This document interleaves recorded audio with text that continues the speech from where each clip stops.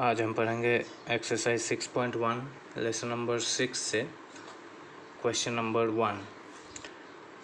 इसमें एक फिगर दिया गया है और प्रश्न में बताया गया है कि ए बी और सी डी बिंदु ओ पर प्रतिच्छेद करती हैं।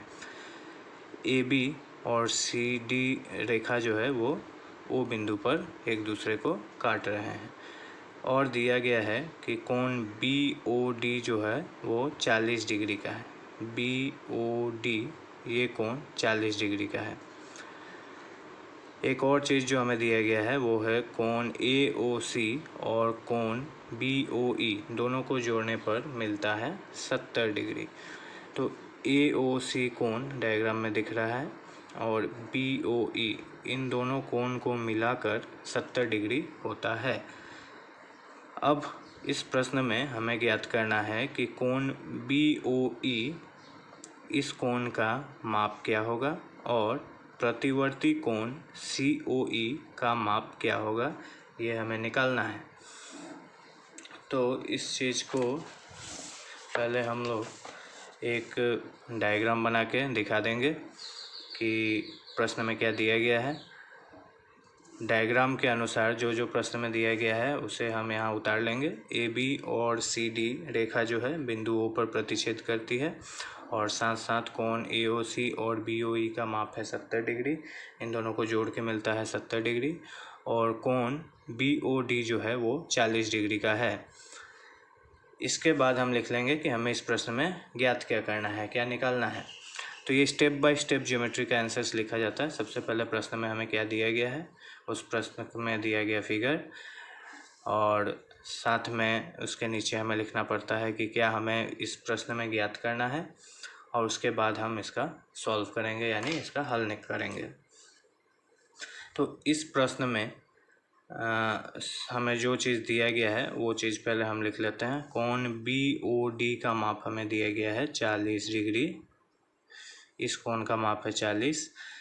कोण ए ओ सी, ये ए है, ए ओ सी और बी ओ ई इन दोनों कोण को मिलाकर मिलता है 70 डिग्री। तो इस चीज़ से हम लोग स्टार्ट करते हैं। कोण बी ओ डी का माप हमें दिया गया है 40 डिग्री। अगर कोण बी ओ डी 40 है तो डायग्राम के अनुसार जो पिछले क्लास में मैंने थ्योरम पढ़ाया था उसके अनुसार भी ये यदि 40 है तो कोण ए ओ सी भी 40 का होगा, क्योंकि ये दोनों ही शीर्षाभिमुख कोण हैं जिसे वर्टिकली ऑपोजिट एंगल्स भी कहते हैं। तो यह कोण यदि 40 का है तो कोण ए ओ सी भी 40 डिग्री का होगा। तो यहाँ हम लोग लिख लेंगे कोण ए ओ सी बराबर 40 डिग्री, कारण दे देंगे शीर्षाभिमुख कोण या वर्टिकली ऑपोजिट एंगल।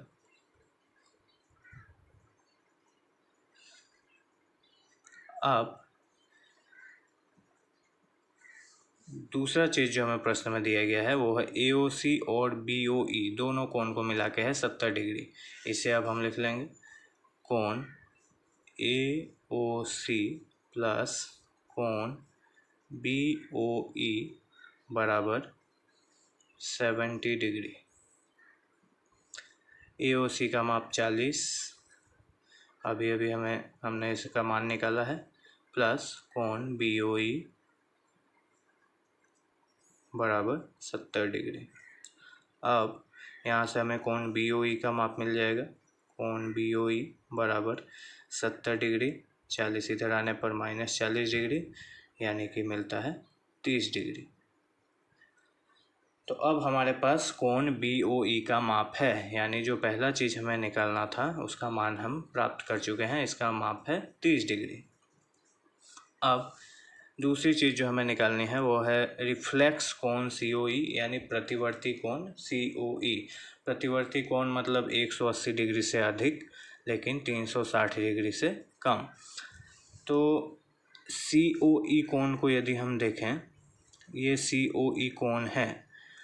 जब प्रतिवर्ती कोण सी ओ ई हम कहते हैं, इसका तात्पर्य है कि यह कोण हमें नहीं देखना है, यह छोड़ देना है। प्रतिवर्ती मतलब 180 से अधिक, यानी यह जो पूरा गोल कोण यहाँ बन रहा है गोल नहीं है, लेकिन ये जो 180 से अधिक डिग्री का कोण जो बन रहा है COE के साथ, इस कोण का माप हमें ज्ञात करना है।